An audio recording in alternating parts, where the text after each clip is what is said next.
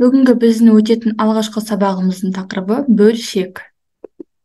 Бүгінгі өтілетін тақырыптың жоспары. Бірінші, бөлшек дегеніміз не? Екінші, дұрыс бөлшек дегеніміз не? Үшінші, бұрыс бөлшек дегеніміз не?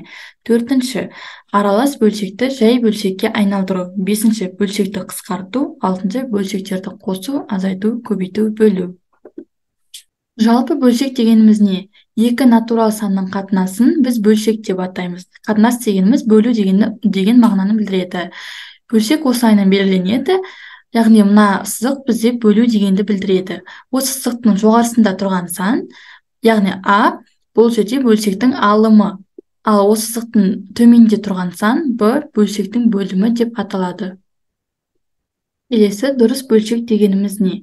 Бөлшектің бөлімінде тұрған сан, яғни Б, бөлшектің алымында тұрған саннан үлкен болса, онда бұл дұрыс бөлшек. Мысалы, 5-тен 3 бөлшектің оқылуы осылай. Бірінші төменде тұрған сан оқылады, одан кейін жоғарысында тұрған, алымында тұрған сан оқылады. 5-тен 3. Яғни бізде 5-тен 5 3-тен үлкен, сондықтан бұл дұрыс бөлшек. Келесі мысал, 9-дан 1. 9 бізде 1-ден үлкен, сондықтан бұл дұрыс бөлшек.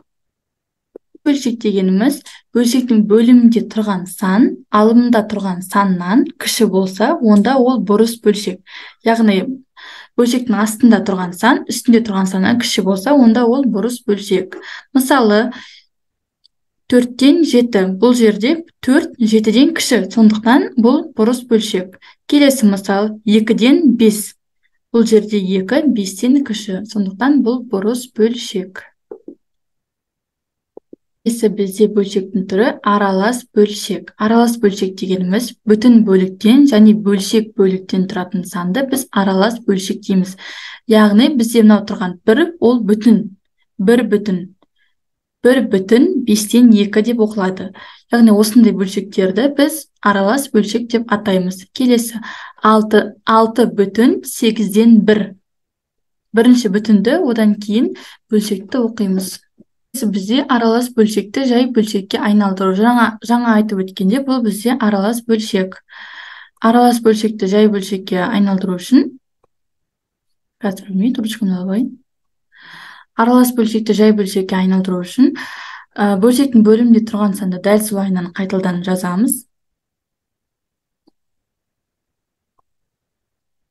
Бізде бір бүтін сан, осы бөлшектің бөлімінде тұрған санмен бүтін санды көбейтіп, алымында тұрған санды қосамыз. Яғни 5-ті 1-ге көбейтеміз 5, 5-ке 2-ні қосамыз 7. Бұл 7-ні бөлшектің алымына жазамыз.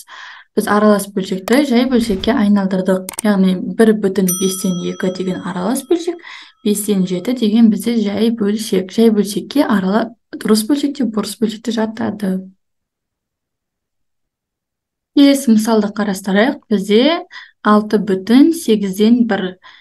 Ең алдымен бөлшектің сызығын сызып, бөлшектің бөлімінде тұрған санды дәл солайынан қайтадан жазамыз. Мен жазуым үшін. Бермейміз. Бөлшектің бізде бүтін сан бізде 6. 6 мен 8-ді көбейтеміз 48. Оған бөлшектің алымында тұрған санды қосамыз. 48-ге 1-ді қоссақ 49.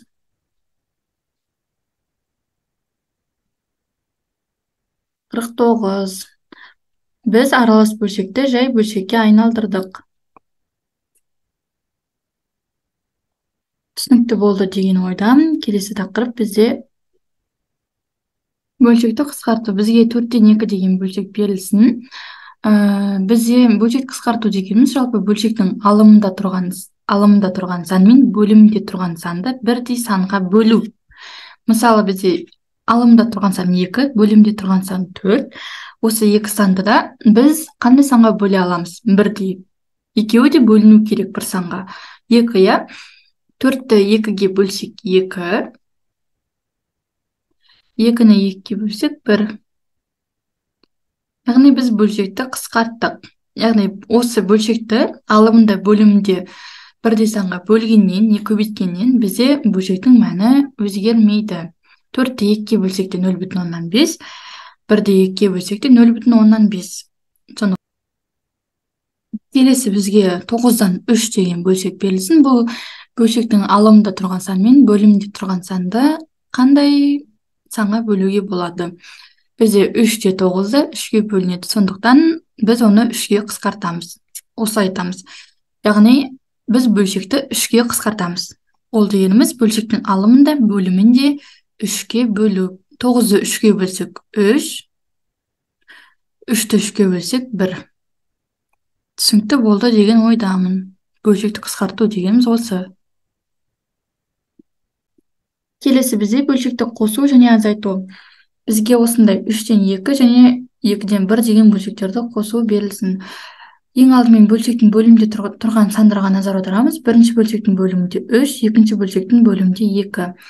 Біз 3-ге де 2-ге де бөлінетін сандарды 3-ге де 2-ге де бөлінетін ең кіші санды іздейміз. Ол бізде 6, иә. Бөлшектің бөліміне сол 6-ны жазамыз, яғни ең кіші санды 6. Енді осы 6-ны 3-ге бөлеміз. 6-ны 3-ге бөлсек, бізде 2, иә. Осы 2-ні бөлшектің алымында тұрған санның жоғарысына осылайынан жазып қоямыз. 6-ны 2-ге бөлсек, 3. Енді осы алымда тұрған сан мен осы үстіне сан жаздық қой, сол екеуін көбейтеміз. 2-ге 2-ні көбейтсек 4. Осы ортада тұрған таңба сақталады, яғни қосу болса қосу, азайту болса азайту.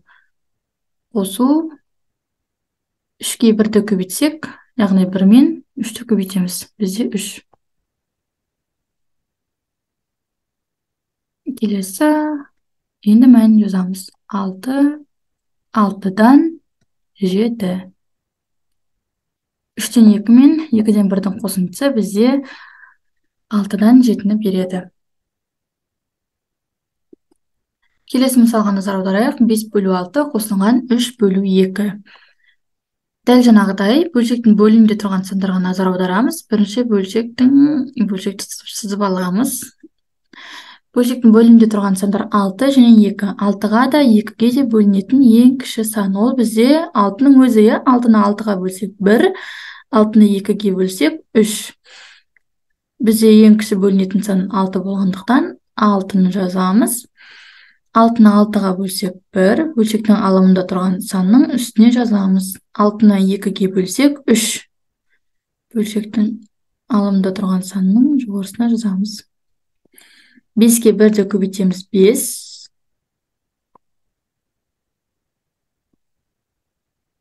Қосу болғандықтан қосу.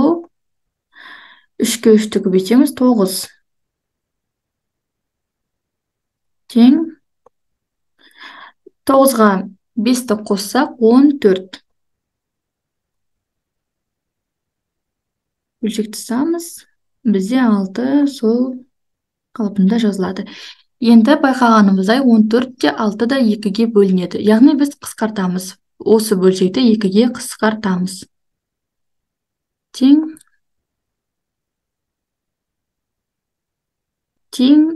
6-ны 2-ге бөлсек 3, 14-те 2-ге бөлсек 7. Яғни түсінікті болған шығар деп ойлаймын. Мысалдың азайту түріне назар аударсақ. Бөлшекті сызып аламыз. Дәл жаңағыдай бөлшектің бөлімінде тұрған сандарға назар аударамыз. 3 және 2. 3-ге де 2-ге де бөлінетін ең кіші сан ол бізде 6. 6-ны жазамыз.